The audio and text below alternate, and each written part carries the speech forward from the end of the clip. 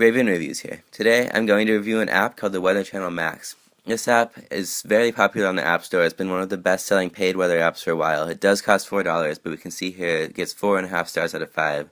And that's for the current version, which is 5.2.0. That's the version I'll be reviewing right now. So getting into the app here, we can see that it's basically just a weather app, and that's what it's supposed to do. So we can change the location to anything, of course, and then if we expand this, we can see information about the sunrise and sunset for today, etc. We also get an hourly forecast, and with the paid version, you even get a 15-minute forecast for a few hours out, and stops at about 5 hours out there. But it's still very nice to have that. That's exclusive to the paid version. And then we get a 36-hour forecast here, and even a 10-day forecast with summaries for each day. So that's pretty nice, and then we can even get weather specific to the location that we're at with the TruePoint service. So even if you're driving or something, the weather will stay current to your location.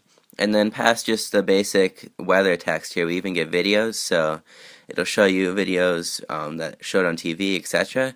And I should mention that this is the same company that does the Weather Channel on TV, so they're already a very reputable company. It's very well liked. So over here we get radar.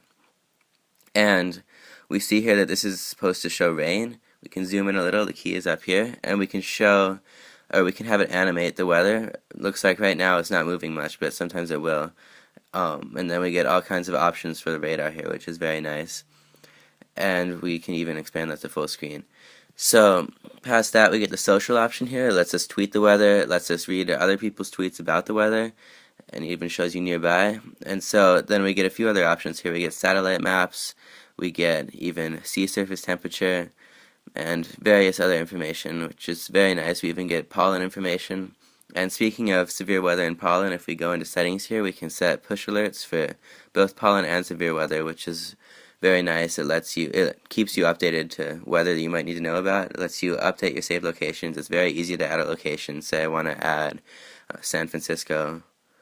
It's very easy to just click on that and then it's added. I can choose whether or not to add it to the favorites list, and then I'm done. We get a few other settings options here, but it's not a super customizable app. We can also search for locations right there, and we can refresh the weather. And it'll give you these little alerts here. The alerts won't actually show up on the main weather app on the home screen, or the weather, but it shows up in the app, and it lets you read about that, which is pretty nice. But past that, this is the app you get. So it's going to be a lot more detailed than most other weather apps. You know, you're not going to get the the radar with most apps, and you're certainly not going to get the video with most apps. However, this app isn't quite as visually appealing as some other weather apps, at least in my opinion.